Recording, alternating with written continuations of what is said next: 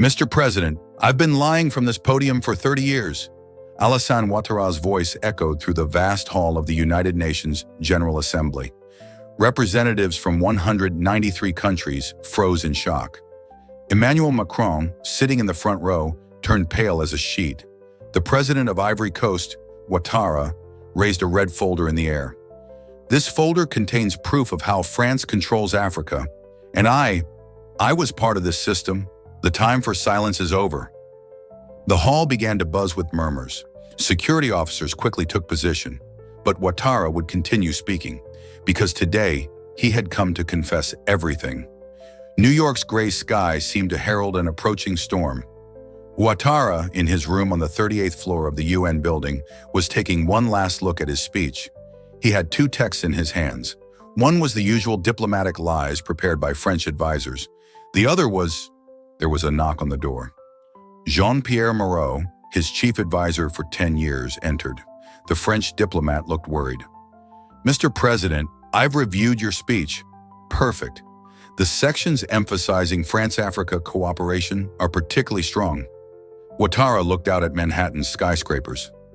Jean-Pierre, how many years have we been working together? 10 years, sir. Why do you ask? For 10 years, you've told me what to write, what to say, who to smile at, which agreements to sign.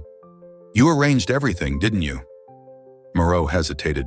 I only offered advice. The decisions were yours. Ouattara let out a bitter laugh. The decisions were mine. Yes, the signature was mine. But the ideas, the orders, the instructions, they all came from Paris. Mr. President, today is an important day. Please, get out, Jean-Pierre. Sir? I said get out, and don't come back to this room. Moreau headed for the door in confusion. Just as he was leaving, he turned. What are you planning to do? Ouattara showed him the second text. Tell the truth. Moreau's face turned ashen. He quickly pulled out his phone, started dialing a number. Ouattara grabbed the phone from his hand and threw it to the floor. Too late. Everything ends today. 3 p.m. The General Assembly Hall was packed. This year's theme was Sustainable Development in Africa's Future. How ironic, Ouattara thought. He was sitting in the same hall with those who had been stealing Africa's future for 30 years. Macron sat in the front row with a confident smile. Next to him were the leaders of Senegal, Mali, Burkina Faso. They were all parts of the Françafrique system. But today was different. Today, the system would collapse. The Secretary General took the podium. I now give the floor to His Excellency Alassane Ouattara, President of the Republic of Ivory Coast. Ouattara stood up. Each step carried the weight of 30 years of lies. When he reached the podium, he took a deep breath. The eyes of 2,000 people in the hall were on him. The world was watching. Mr. President, distinguished delegates, he began. His voice was trembling, but determined. I didn't come here today to deliver a prepared speech. There was a slight movement in the hall. Macron frowned. For 30 years, I've spoken from this podium. At the IMF, the World Bank, countless international forums, and for 30 years, I've been lying. Now the hall was completely silent. No one was breathing. Mr. President, I've been lying from this podium for 30 years. His voice rose. I told you Africa was developing. I told you democracy was advancing. I talked about economic growth. It was all lies. Macron jumped to his feet. The French delegation began whispering frantically. But Ouattara was unstoppable now. He raised the red folder in the air. This folder contains proof of how France controls Africa. And I was part of this system. The time for silence is over. Security officers approached the stage, but the Secretary General stopped them. Everyone was wondering what would happen. We got independence in 1960, on paper. What really happened? Did France leave? No, they just changed their methods. Instead of soldiers, economic control came. Instead of governors, puppet leaders like me came. Macron's face had turned red with anger. He whispered something to his advisor. The CFA Franc, Ouattara shouted. We're still using colonial money. 50% of our reserves are in the French treasury. We can't print our money. We can't set the interest rate. Is this independence? African delegates began standing up. Some were applauding, some were looking in shock. Cocoa, he continued. Ivory Coast is the world's largest cocoa producer, but who sets the price of chocolate? The Paris and London stock exchanges. While our farmer lives on $1 a day, a chocolate bar costs €5 in Europe. He pulled out documents from the folder. Here's the proof. The port agreement I signed with French company Bolloré in 2015. We gave it away for 50 years. What did we get in return? Campaign financing and Paris's support. The hall was boiling. Journalists were taking notes frantically. Cameras were recording every moment. Macron's face was now completely white. And oil! Ouattara's voice was cracking, but he continued. The concessions we gave to Total, 80% goes to them. What's left for us? Environmental pollution and poverty. Macron couldn't stand it anymore. He stood up to leave the hall, but Ouattara called out, "Sit down, Macron. I'm not finished yet. I kept silent for 30 years. Today I'll speak." The French president froze. All eyes were on him. He had to sit back down. What happened in 2020 during COVID? You promised aid to Africa. What came? Loans, more debt. For every euro you sold as aid, you take back 10 euros. Ouattara was crying now, but continued speaking. I'm guilty too. I confess. I sold my people. I worked for France's interests. I silenced opponents. I rigged elections. I did it all with France's support. Western delegates were shifting uncomfortably. African leaders were experiencing mixed emotions. Some were scared, some were inspired. Mr. Macron, said Ouattara, looking directly at him, what did you say in Abidjan in 2018? You said Françafrique is dead. Lies, here's the proof. He pulled out new documents. 2021 secret meeting minutes, Macron's instructions, continue supporting Ouattara. The alternative would fall under Chinese influence. Signature, Emmanuel Macron. Macron jumped up. This is fake. Slander. Fake. Ouattara laughed. I have audio recordings too. He took out his phone, pressed a button. Macron's voice filled the hall speakers. Alassane, don't worry. We'll handle the opposition. You just sign the agreements. Total's contract is important. Critical for France's energy security. The hall erupted. Macron's face went completely white. There's more, said Ouattara. 2019 meeting. A new recording. This time Ouattara's voice. The people are in the streets. They're protesting the CFA. Macron's response. Use force if necessary.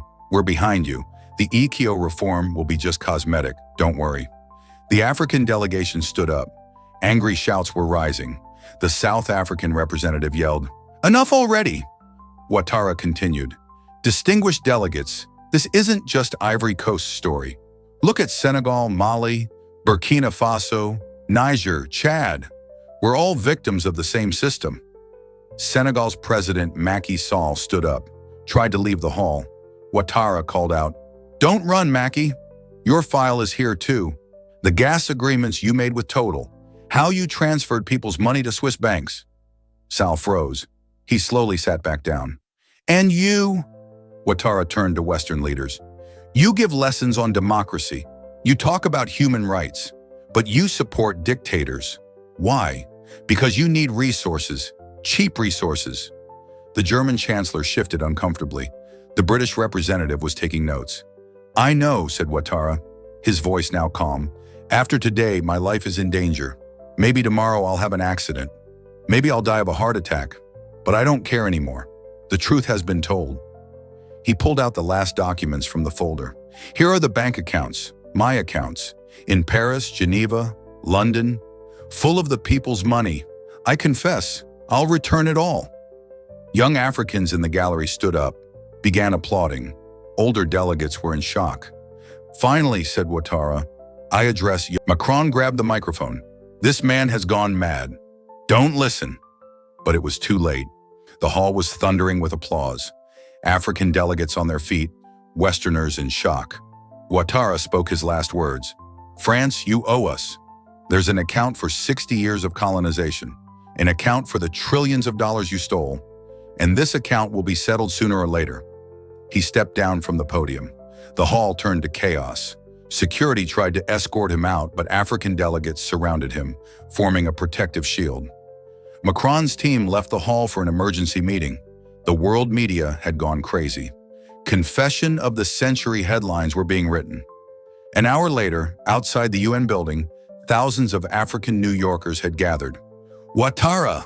Ouattara! They were chanting. Inside, the African Union decided on an emergency meeting. Ghana's president took the podium. Ouattara is right. We all know it. But he said it first. It's not time to be silent anymore. The Mali representative added, I kicked French soldiers out of my country.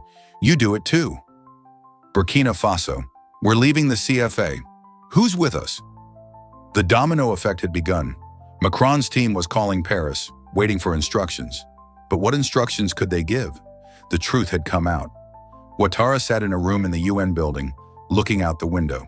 There was a knock on the door. A young African woman entered. She was working as an intern at the UN. Mr. President, she said through tears, I'm Ivorian. My family are cocoa farmers. My grandfather, my father, they all died in poverty. Today, for the first time, I felt proud. Thank you. Ouattara's eyes filled with tears. I thank you. I did it for young people like you. It's too late, but it's not late, said the young woman. It's never too late for a beginning. By evening, the world had changed. There was a government crisis in France. The opposition was demanding Macron's resignation. In Africa, people were in the streets. Social media was full of calls for revolution. CNN, BBC, Al Jazeera. They were all asking the same question. What happens after this confession? In Paris, at the Élysée Palace, there was panic. Macron was meeting with his advisors. We've lost control, said the foreign minister. All of Africa is rising. We must silence Ouattara, said another. How? The whole world is watching. If something happens, we'll be responsible. Macron stood by the window thinking. The empire was collapsing, and there was nothing he could do. At midnight in New York, Ouattara was still in the UN building. He couldn't leave for security reasons. His phone was ringing nonstop. African leaders were calling, giving support. Some were scared, some were inspired. Towards dawn, an unexpected visitor came, China's UN permanent representative. Mr. President, he said, congratulations on your courageous speech. China is ready to offer fair partnerships for Africa's real development. Ouattara smiled. Thank you, but be careful. We don't want to escape from one colonizer to fall into another. The Chinese diplomat nodded. We understand. The new world will be a world of equal partnerships. When morning came, Ouattara finally left the building. Hundreds of journalists were waiting outside. Do you regret it? One asked. No, said Ouattara. My only regret is that I waited 30 years. What happens now? I don't know, but Africa's awake now, and it won't sleep again. On the way to the airport, Africans in New York streets were greeting him. Some were crying, some were singing. History had been written. On the plane, returning to Ivory Coast, Ouattara fell into deep thoughts. What would happen now? Would France retaliate? Would the people forgive him? But there was a strange peace inside him. The burden of 30 years had been lifted. For the first time, he felt free. When he landed in Abidjan, the airport was incredibly crowded. Tens of thousands of people were waiting. Banners, slogans. But what caught his attention most was a banner held by an old man. We waited 30 years. You finally became a real leader. Ouattara began to cry. He mixed with the people. People were touching him, thanking him. Some were giving angry looks. They were right. The account of 30 years couldn't be settled easily. When he returned to his palace, the cabinet was waiting. Everyone was stunned. What have you done? Said the prime minister. France will destroy us. Let them, said Ouattara. We were already destroyed. Now it's time to be reborn. The next day, France cut all aid. IMF loans were stopped. Western companies canceled projects. But unexpected things happened. China, India, Brazil, Russia. They offered new partnerships. African countries showed solidarity. People began supporting local production. A week later, the African Union held an extraordinary meeting. Leaders of 54 countries were in Addis Ababa. The agenda had one item: getting rid of the neo-colonial system. Ouattara spoke. Friends, we've started. But this is just the beginning. Either we win together or we lose separately. The hall erupted in applause. One by one, leaders took the podium. Ghana, Mali, Senegal, Niger. They all promised change. The decision to leave the CFA was made. A new African currency union would be established. French companies' concessions would be reviewed. Fair trade agreements would be made. In Paris, Macron was under pressure to resign. Even the French people were beginning to question, what were we doing in Africa? There were assassination attempts on Ouattara. He survived 3, but he didn't give up. He continued speaking on every platform. 6 months after the UN speech, Africa had changed. It wasn't full independence yet, but the path was open. Young Africans were hopeful. The elderly were saying, if only it had happened earlier. And Ouattara? He was still in power, but a different leader now. The people's leader, a real leader. One day, sitting in his office, his grandson came in. He was 10 years old. Grandpa, we talked about you at school. The teacher asked if you're a hero or a traitor. Ouattara smiled. What did you say? I said both. First you were a traitor, then a hero. The old man patted his grandson's head. You're right. People can change. The important thing is finding the courage to do what's right. But why did you wait 30 years? Ouattara looked out the window. Abidjan was changing. New buildings were rising. Young people were working with hope. Because I was afraid, he said honestly. But fear is the biggest prison. People only become free when they face their fears. The UN speech went down in history. It entered textbooks. It began to be called the Ouattara Confession. Academics, historians, political scientists, everyone was analyzing it. But the most important analysis was being done on African streets. People were now questioning, demanding accountability, seeking their rights. And it all started that day at the UN podium, with one man's courage to confess 30 years of lies. Sometimes revolutions don't happen with guns. Sometimes just telling the truth is enough. And sometimes the greatest victory is defeating your own lies.